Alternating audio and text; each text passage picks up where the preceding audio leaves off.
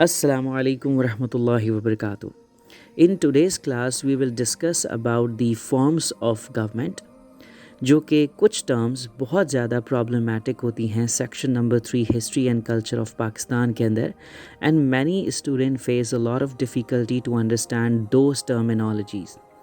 सो आज की क्लास में हम यही देखेंगे कि स्ट्रक्चर ऑफ गवर्नमेंट क्या होता है और इसके साथ साथ democracy, dictatorship, unitary form of government और फेडरल फॉर्म ऑफ गवर्नमेंट के अंदर क्या डिफरेंस होता है, पार्लियामेंट्री फॉर्म ऑफ गवर्नमेंट किसको कहते हैं और प्रेसिडेंशियल फॉर्म ऑफ गवर्नमेंट किसको कहते हैं।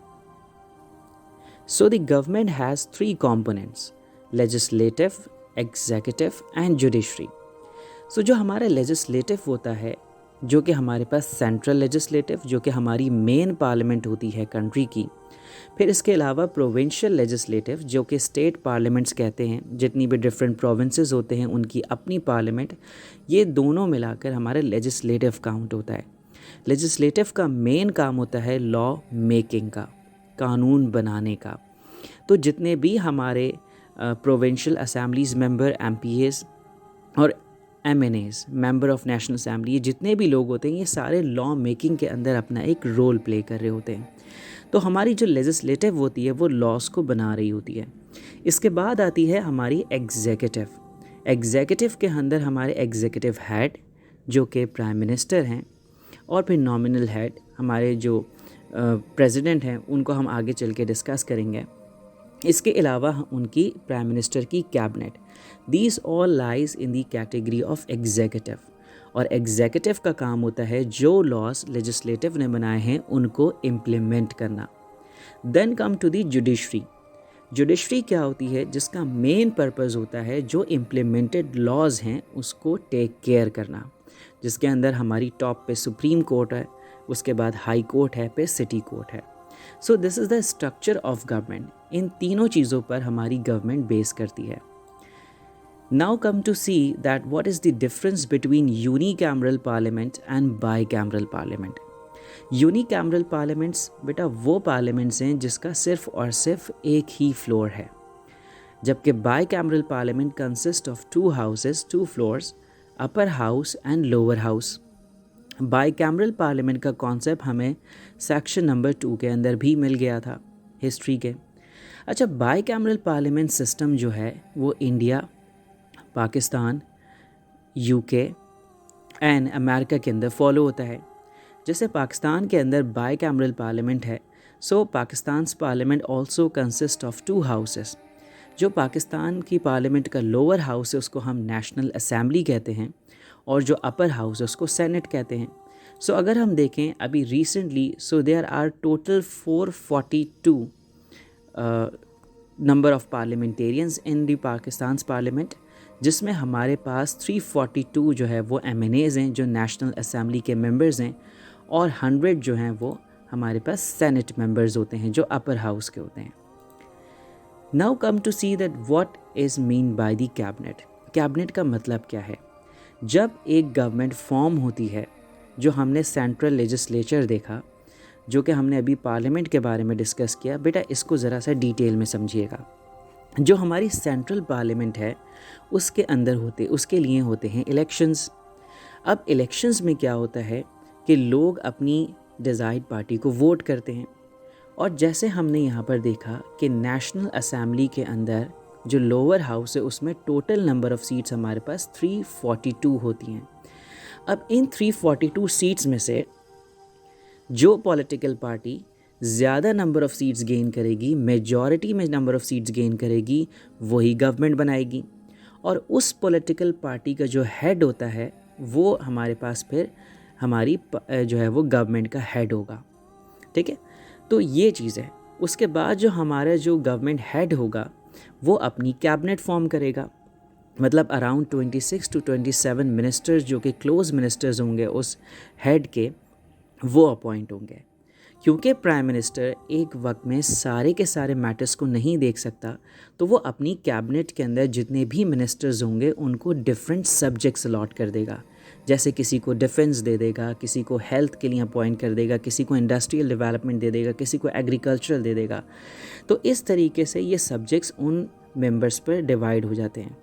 अब वो कैबिनेट और प्राइम मिनिस्टर रिस्पॉन्सिबल होते हैं लेजिस्लेचर के, मतलब कि वो पार्लियामेंट को जवाबदेह हो सकते हैं और वो पार्लियामेंट के अंदर मेंबर्स उस कैबिनेट मिनिस्टर से और हेड ऑफ़ द स्टेट से, हेड ऑफ़ द गवर्नमेंट से अकाउंटेबिलिटी कर सकते हैं।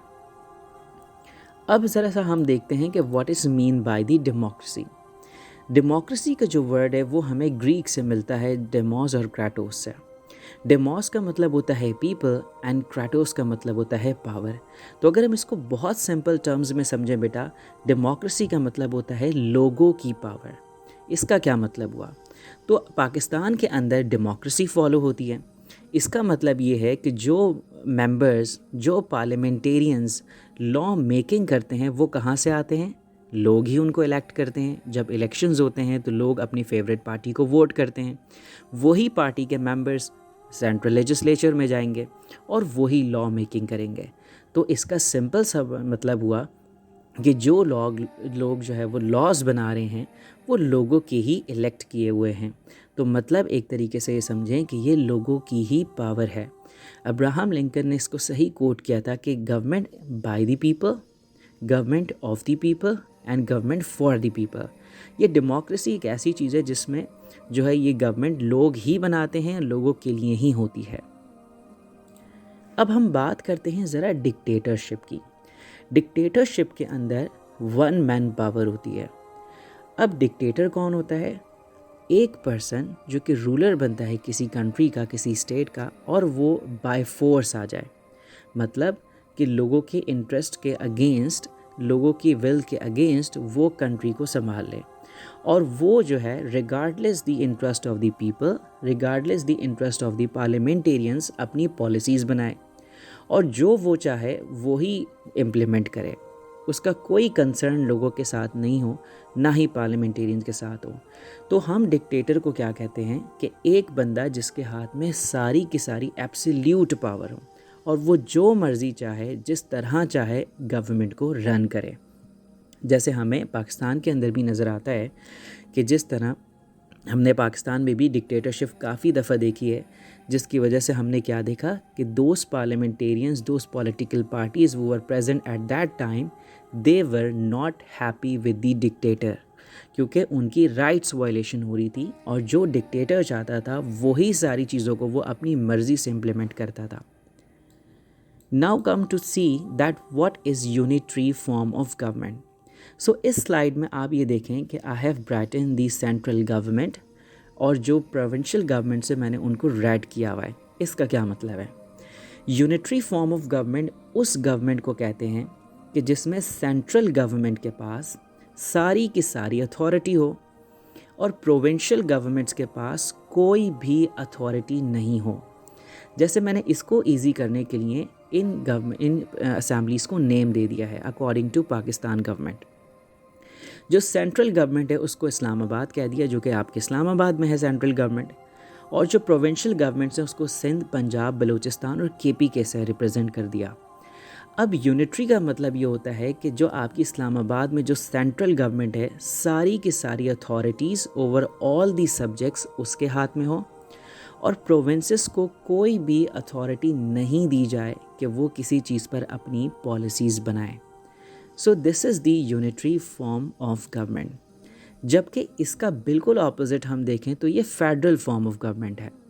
अब यहाँ पर आप देख सकते हैं स्लाइड के अंदर I have brought in all the provincial assemblies too, जिसका मतलब ये है कि फेडरल फॉर्म ऑफ गवर्नमेंट एक ऐसी गवर्नमेंट होती है जिसके अंदर अथॉरिटीज़ सेंटर के पास भी हों और प्रोविंसेस के पास भी हों। जैसे कि सेंट्रल असेंबली के पास कुछ रिजर्व सब्जेक्ट्स हों, जैसे कि foreign affairs, trade, telecommunication, defence. अब ये जो सेंटर के हाथ में रिज़र्व सब्जेक्ट्स हैं, इस पे प्रोविंसेस को अलाउ नहीं होगा कि वो कोई अथॉरिटी बनाएं। बाकी इन रिज़र्व सब्जेक्ट्स के अलावा जितने सब्जेक्ट्स हैं वो सेंट्रल गवर्नमेंट प्रोविंसेस को दे देती है कि प्रोविंसेस अपने हिसाब से उन चीज़ों के ऊपर पॉलिसीज़ बनाएं, जैसे एजुकेशन है, हेल्थ है, इंडस्ट्री है। तो ये है फेडरल फॉर्म ऑफ गवर्नमेंट जिसमें प्रोविंशियल गवर्नमेंट सेंट्रल गवर्नमेंट के साथ कोऑपरेट करती हैं। Now come to see that what is mean by this parliamentary form of government.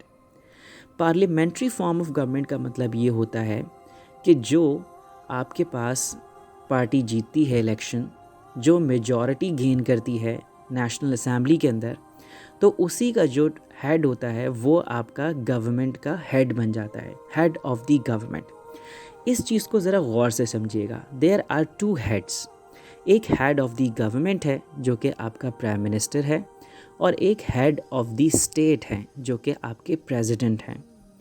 Parliamentary form of government के अंदर सारी की सारी पावर्स आपकी गवर्नमेंट हेड के पास होती हैं, जो कि आपकी पार्लियामेंट का ही मेंबर होता है। जैसे दोबारा इसको समझिए कि आपकी जो नेशनल पार्लियामेंट है, जो कि सेंट्रल पार्लियामेंट है, उसके अंदर जो पार्टी जीती उसकी गवर्नमेंट बन गई। उस पार्टी का हेड आपका हेड ऑफ द गवर्नमेंट कहलाएगा, ठीक है, जो कि प्राइम मिनिस्टर है। जबकि जो आपका head of the state president हैं, ये नॉमिनल हेड कहलाएंगे। इसका क्या मतलब है? मतलब जितनी भी अथॉरिटीज़ होंगी वो सारी की सारी प्राइम मिनिस्टर के हाथ में होंगी, और प्रेसिडेंट के हाथ में ना होने के बराबर पावर्स होंगी। मतलब ये है कि सारे के सारे जो मेजर डिसीजन हैं वो प्राइम मिनिस्टर लेंगे, और अप्रूवल जो है वो लास्ट में प्रेसिडेंट उसको कर देंगे।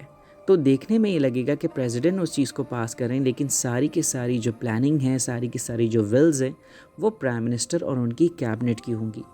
अच्छा, यहाँ एक और चीज़ समझने वाली है। ये जो प्राइम मिनिस्टर और कैबिनेट को हम रियल हेड के तौर पे देख रहे हैं, लेकिन पार्लियामेंट्री फॉर्म ऑफ गवर्नमेंट के अंदर एक चीज़ माइंड में रखिएगा कि ये प्राइम मिनिस्टर और उसकी कैबिनेट ये जवाबदेह होती हैं पार्लियामेंट को। मतलब कि जो जितने भी पार्लियामेंटेरियंस बैठे हुए हैं सेंट्रल पार्लियामेंट के अंदर, ये इनमें से कोई भी मेंबर कोई भी क्वेश्चन पूछ सकता है आपके प्राइम मिनिस्टर और कैबिनेट से। तो मतलब ये है कि ये लोग जवाबदेह होते हैं पार्लियामेंट के लिए। Now come to see the presidential form of government. Presidential form of government के अंदर यहाँ पर हम ये देखेंगे कि जैसा हमने पार्लियामेंट्री में देखा कि देयर वर टू हेड्स, लेकिन प्रेसिडेंशियल फॉर्म ऑफ गवर्नमेंट में सिर्फ और सिर्फ एक ही हेड होंगे। अच्छा, पार्लियामेंट्री फॉर्म ऑफ गवर्नमेंट में एक बात याद रखिएगा कि लोग जो है वो पार्लियामेंटेरियंस को इलेक्ट करते हैं, अपनी फेवरेट पार्टीज़ को वोट देते हैं, और फिर जो पार्लियामेंट होती है वो हेड ऑफ़ द गवर्नमेंट को इलेक्ट कर रही होती है। जबकि प्रेसिडेंशियल फॉर्म ऑफ गवर्नमेंट में ऐसा नहीं है। प्रेसिडेंट जो होता है वो directly elected by the people होता है, वो चाहे डायरेक्ट इलेक्शन से हो या फिर इलेक्टोरल कॉलेज से हो, जैसा कि हमने अय्यूब खान के टाइम पर देखा था। अब जितनी भी पावर्स होती हैं वो इस प्रेसिडेंट के हाथ में होती हैं, और ये अपनी मर्ज़ी के लॉज बनाते हैं। अच्छा, अब हमने एक और चीज़ देखनी है। पार्लियामेंट्री फॉर्म ऑफ गवर्नमेंट के अंदर हमने ये देखा कि जो प्राइम मिनिस्टर की कैबिनेट होती है वो पार्लियामेंटेरियंस में से ही सिलेक्ट की जाती है।